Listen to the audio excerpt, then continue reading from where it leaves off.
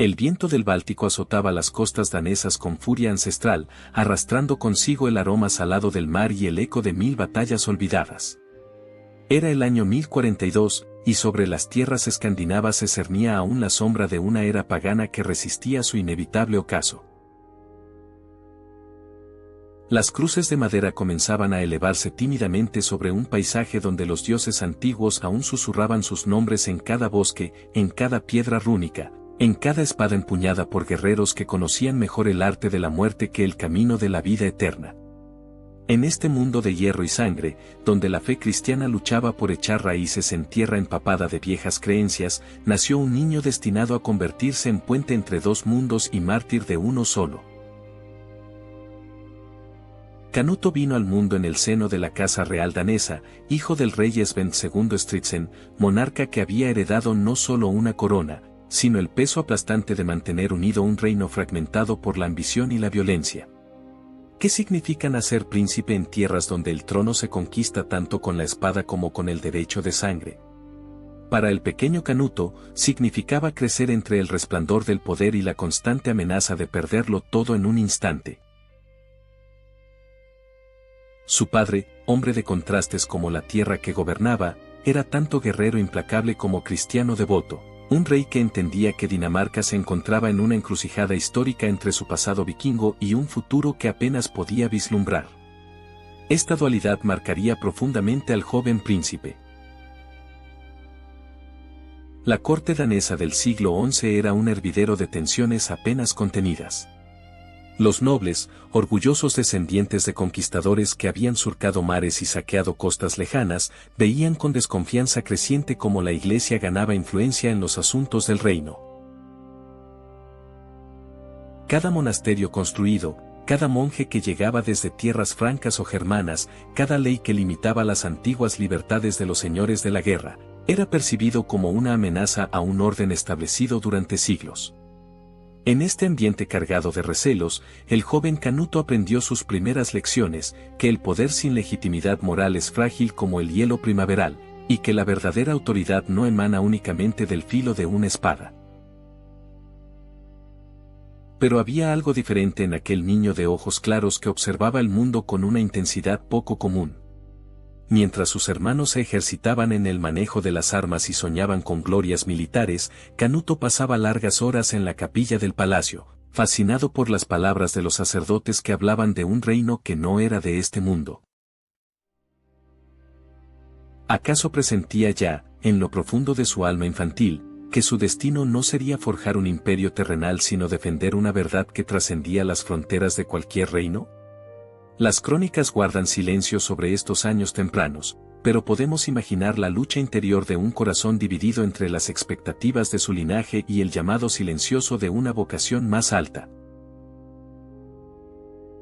La educación del príncipe fue exhaustiva y compleja. Aprendió las artes de la guerra, como correspondía a todo noble de su tiempo, pero también fue instruido en las sagradas escrituras y en los rudimentos del latín eclesiástico. Su mente ágil absorbía con igual facilidad las tácticas militares y las enseñanzas de los padres de la Iglesia. Esta formación dual, lejos de crear en él una personalidad fragmentada, forjó una visión única. Canuto comprendió que no había contradicción alguna entre ser rey y ser cristiano, siempre que el ejercicio del poder temporal se sometiera a los principios eternos del Evangelio. Esta convicción, que germinaría lentamente en su juventud, florecería en mandatos concretos cuando ciñera la corona. Los años de formación transcurrieron en un Dinamarca que cambiaba aceleradamente. La conversión del reino al cristianismo era ya irreversible, pero quedaban bolsones de resistencia, tradiciones arraigadas que se negaban a morir, costumbres que chocaban frontalmente con la moral cristiana.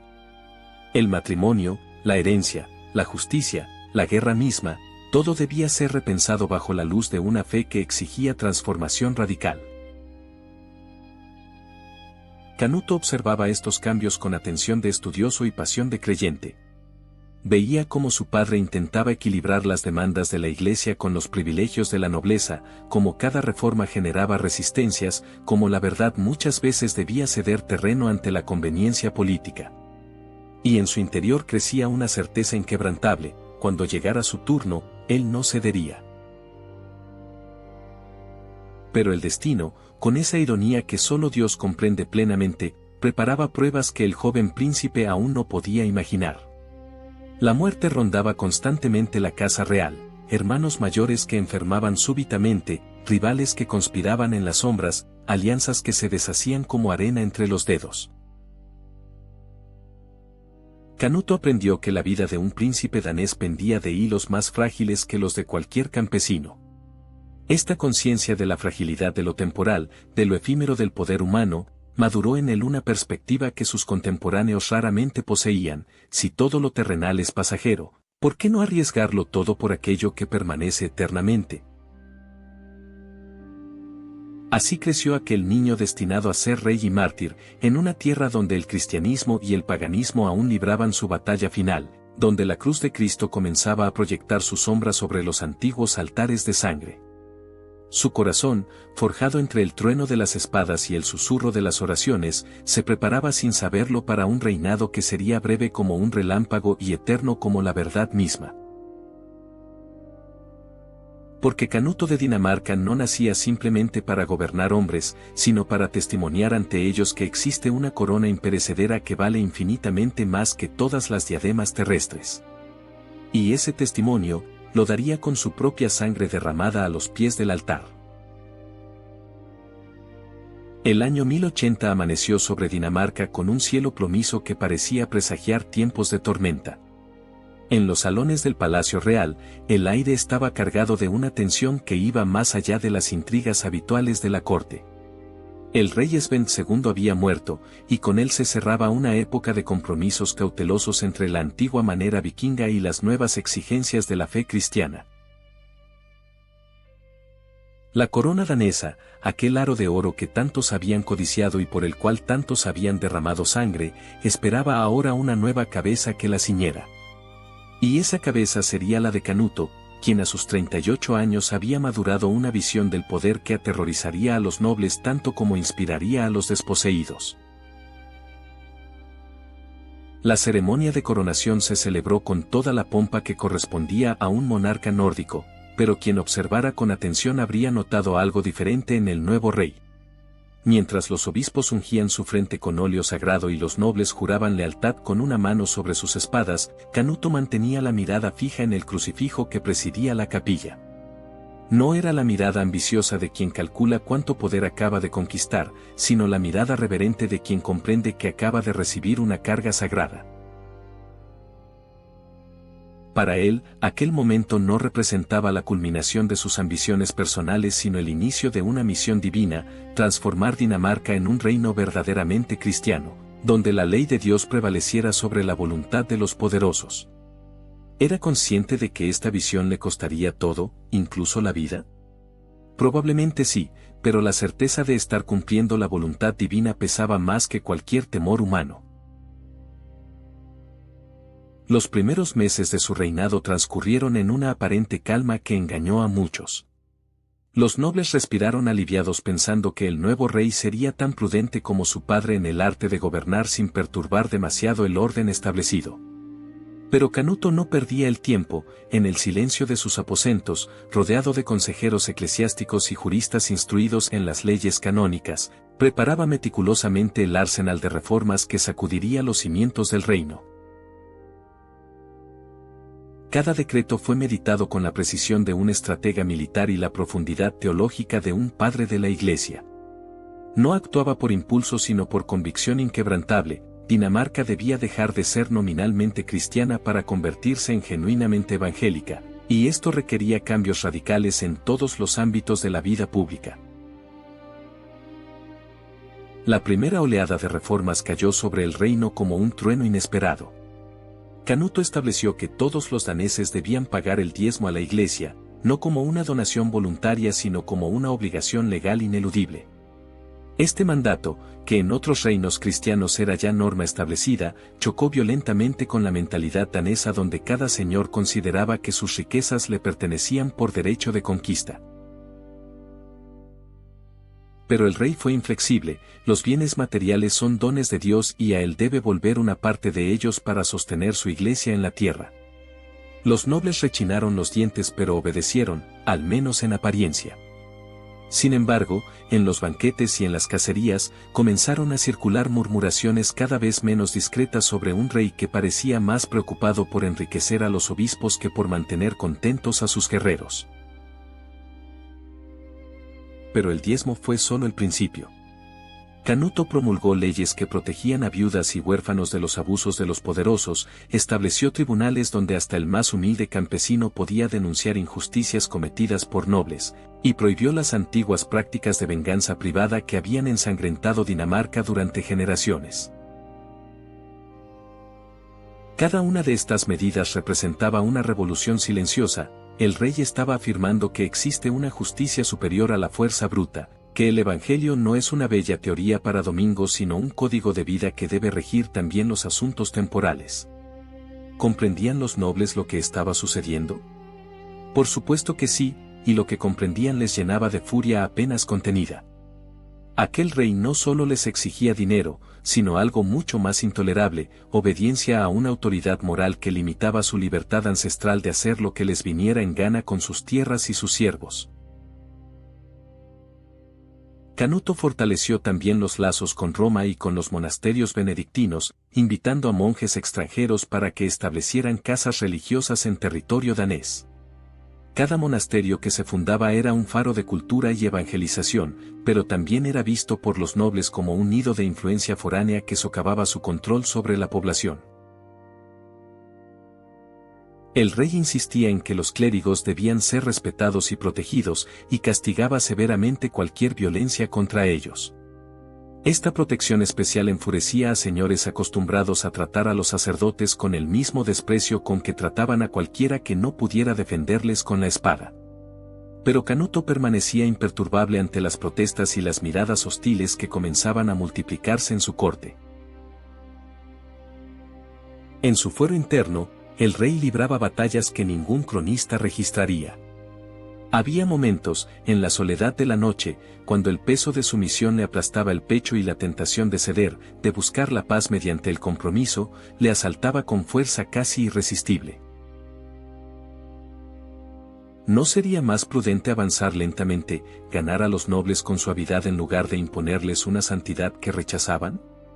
Pero entonces recordaba las palabras de Cristo, no he venido a traer paz sino espada, y comprendía que la verdad no negocia con el error, que la justicia de Dios no puede rebajarse para acomodarse a la conveniencia de los hombres. Esta certeza le fortalecía y le atormentaba simultáneamente, porque sabía que cada paso adelante en su programa de reformas era un paso más hacia el abismo que comenzaba a abrirse entre él y aquellos que juraron servirle. La corte danesa se dividía silenciosamente en dos bandos. Por un lado, los prelados y algunos nobles de conciencia recta que veían en Canuto un verdadero rey cristiano dispuesto a hacer realidad lo que otros solo proclamaban de palabra. Por otro, una mayoría creciente de señores que consideraban al monarca un fanático peligroso que amenazaba el orden natural de las cosas. Entre ambos grupos, el rey se erguía cada vez más solo, consciente de que su cruz se hacía más pesada con cada decreto firmado, con cada injusticia castigada, con cada privilegio nobiliario recortado en nombre del Evangelio. Pero Canuto no había ceñido la corona para ser amado sino para ser fiel, y esa fidelidad le llevaría hasta las últimas consecuencias. La primavera del año 1083 llegó a Dinamarca sin la alegría habitual que traen los días luminosos después del largo invierno nórdico. Un manto invisible de hostilidad cubría el reino, tan tangible como la niebla que se levanta del Báltico al amanecer.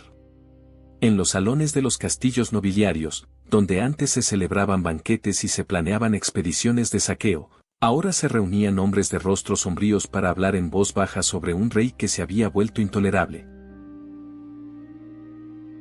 Las reformas de Canuto habían dejado de ser novedades irritantes para convertirse en una amenaza existencial al modo de vida que los señores daneses consideraban sagrado e inmutable.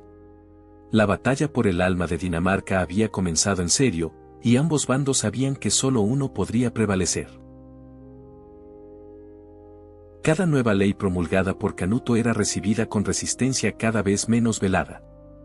Cuando el rey ordenó que los matrimonios debían celebrarse según el rito cristiano y que el divorcio quedaba prohibido salvo en casos excepcionales sancionados por la Iglesia, los nobles vieron en esto una intromisión intolerable en asuntos que consideraban puramente privados. ¿Quién era el rey para decirle a un señor cuántas esposas podía tener o cuándo podía repudiar a una mujer que ya no le complacía?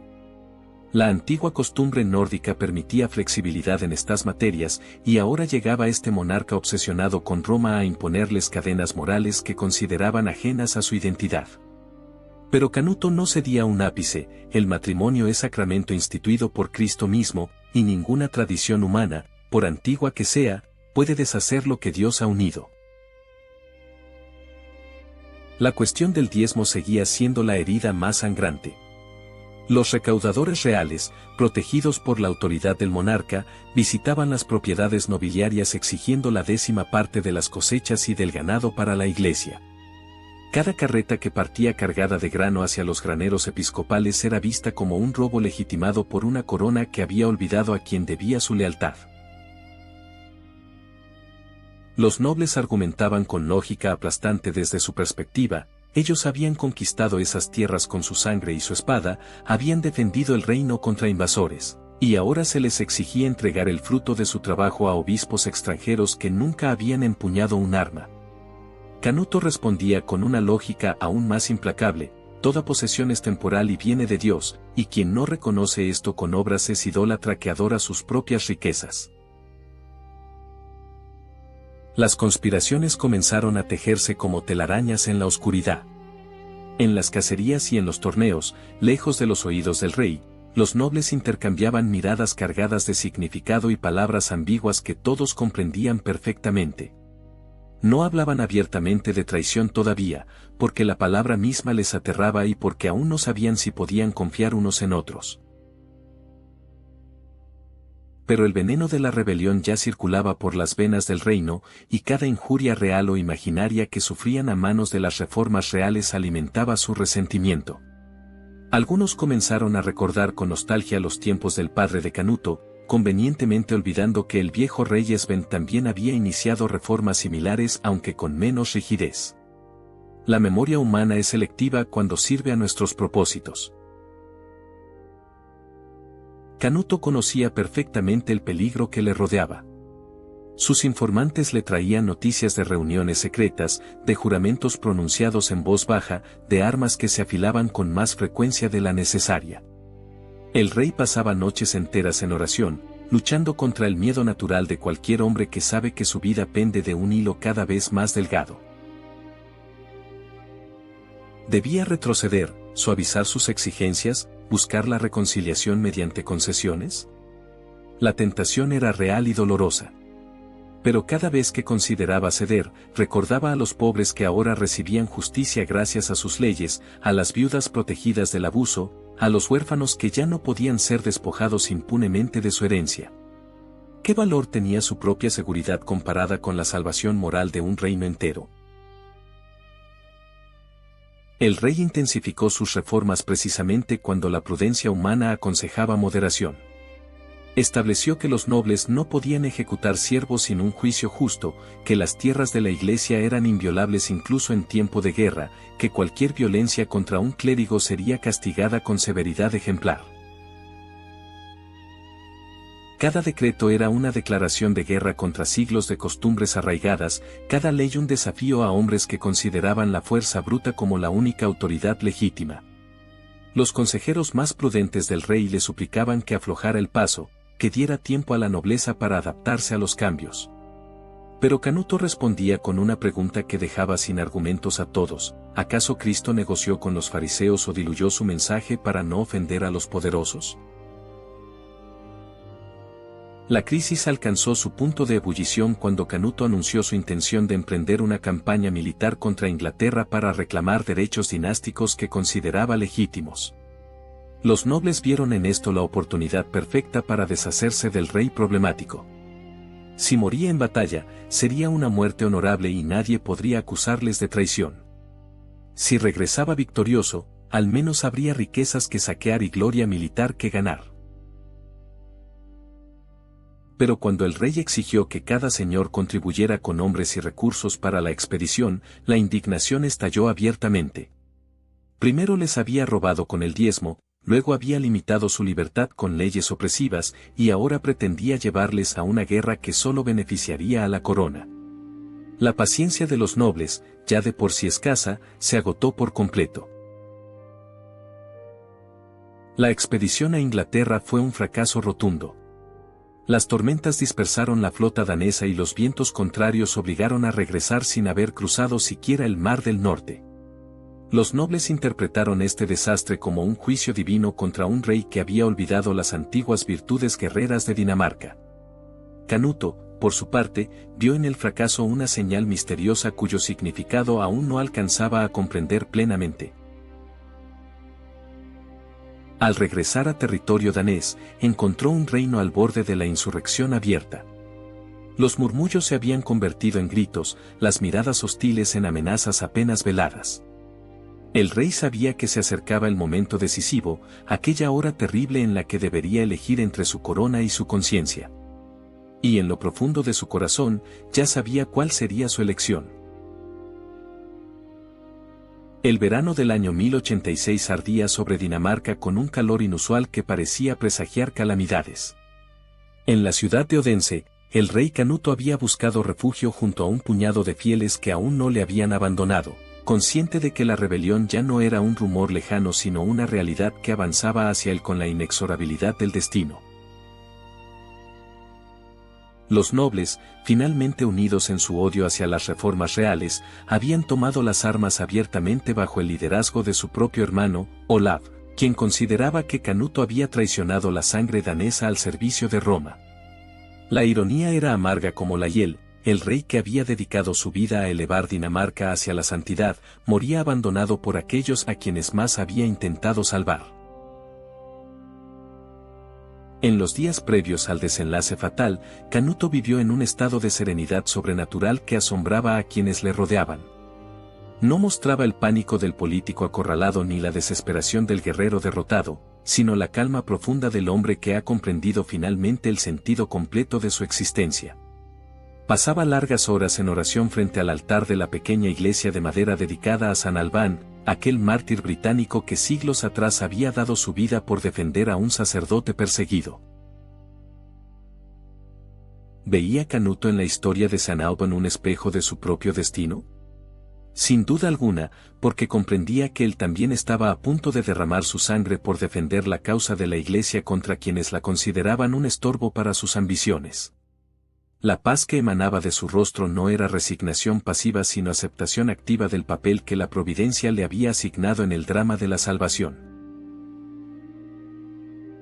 El 18 de julio amaneció con un cielo despejado que contrastaba cruelmente con la oscuridad que se cernía sobre el alma de Dinamarca. Temprano por la mañana llegaron noticias de que el ejército rebelde marchaba hacia Odense y que no aceptaría negociación alguna. Los nobles exigían la cabeza del rey o, en el mejor de los casos, su abdicación inmediata y exilio perpetuo.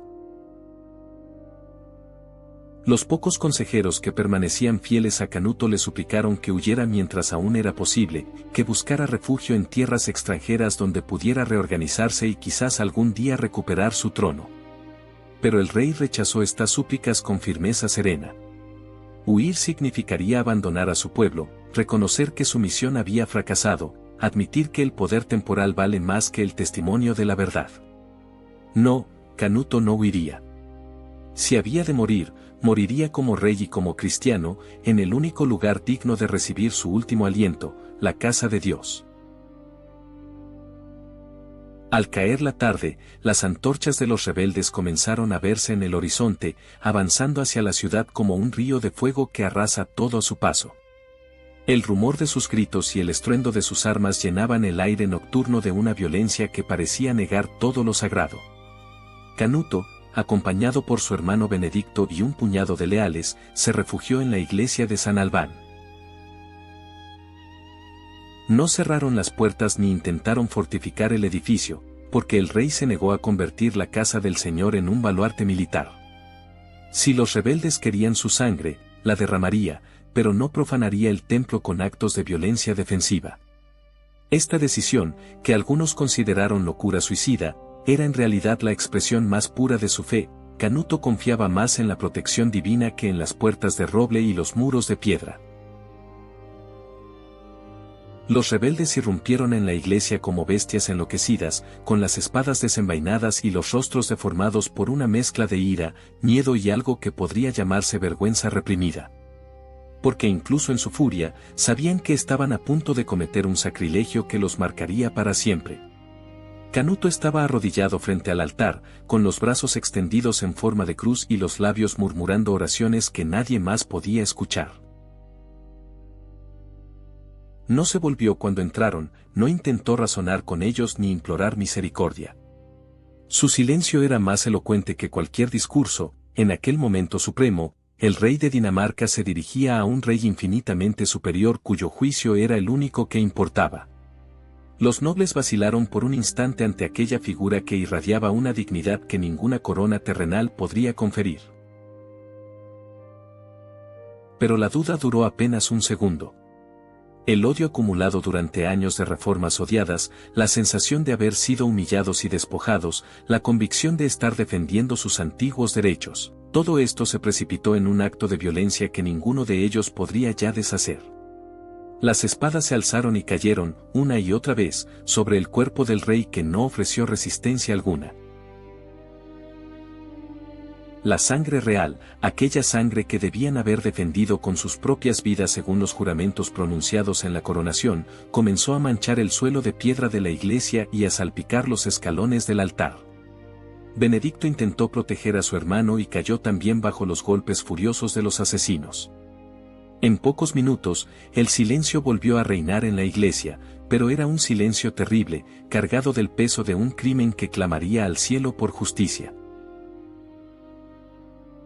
Canuto de Dinamarca expiró con la mirada fija en el crucifijo que pendía sobre el altar, sus labios aún movían en oración cuando el último aliento abandonó su cuerpo. Tenía 40 años y había reinado apenas 6, pero en ese breve tiempo había demostrado que es posible gobernar según el Evangelio incluso cuando ello cueste la vida misma. Los nobles, contemplando lo que acababan de hacer, sintieron un escalofrío que no provenía del viento nocturno sino de algo mucho más profundo. Habían matado a un rey, sí, pero ¿no habían matado también algo en ellos mismos? La sangre del mártir manchaba no solo sus espadas sino sus almas, y esa mancha ninguna agua podría lavarla jamás. Salieron de la iglesia en silencio, sabiendo que aquella noche Dinamarca había perdido algo precioso que quizás nunca recuperaría, un rey que había osado creer que la justicia de Dios vale más que todos los reinos de la tierra. El amanecer del 19 de julio iluminó una Dinamarca transformada para siempre por la sangre derramada la noche anterior. Los cuerpos de Canuto y Benedicto yacían inmóviles en el suelo de la iglesia de San Albán, pero algo extraño comenzaba a suceder en el corazón de quienes contemplaban aquella escena terrible. Los mismos nobles que habían gritado de júbilo al dar muerte al rey tirano ahora permanecían en silencio sepulcral, incapaces de explicar el peso que oprimía sus conciencias. Algunos intentaron justificar el magnicidio como un acto necesario de autodefensa, otros proclamaron que habían liberado a Dinamarca de un fanático peligroso. Pero sus palabras sonaban huecas incluso a sus propios oídos, porque en lo profundo de sus almas sabían que no habían matado a un tirano sino a un santo. Las primeras señales del favor divino hacia el rey mártir no tardaron en manifestarse. Cuentan las crónicas que la sangre de Canuto permaneció líquida y fresca durante días, sin mostrar signos de coagulación ni descomposición, como si se negara a aceptar que aquel cuerpo santo había dejado de latir.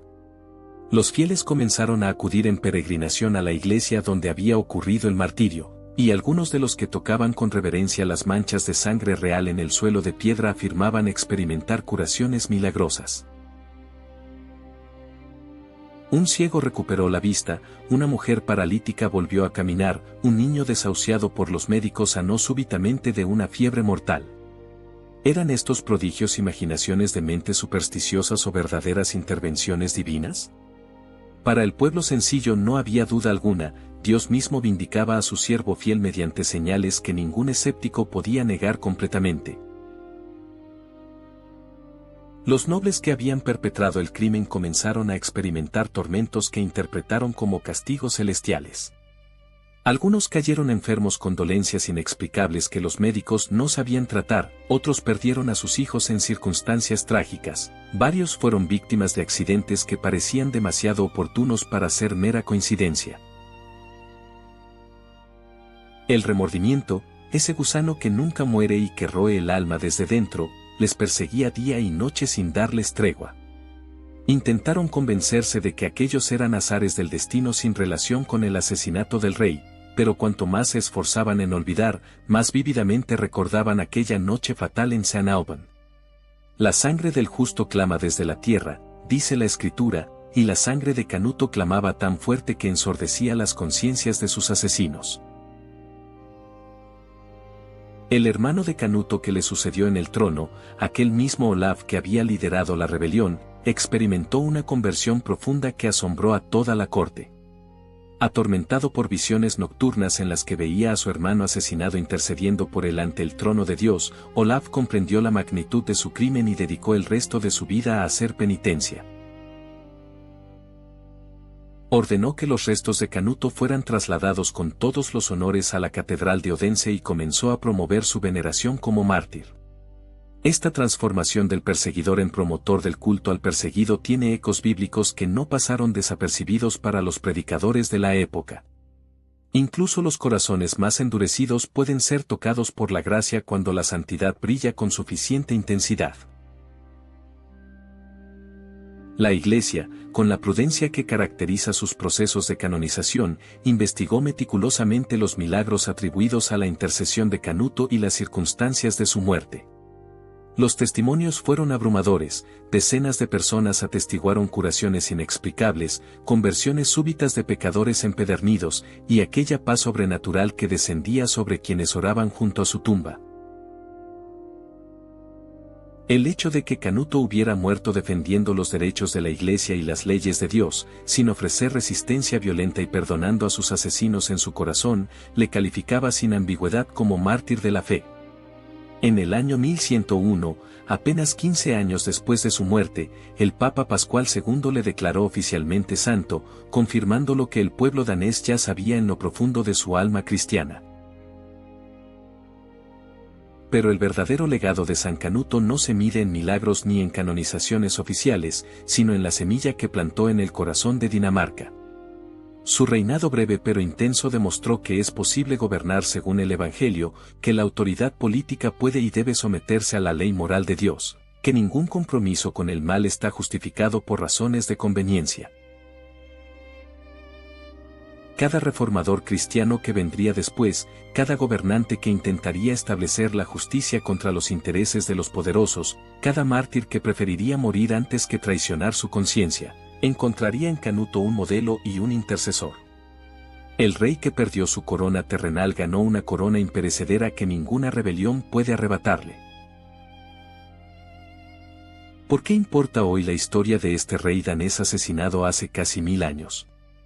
Porque el dilema que enfrentó Canuto es eterno y universal, ¿hasta dónde estamos dispuestos a llegar por defender la verdad cuando esa defensa nos cuesta todo?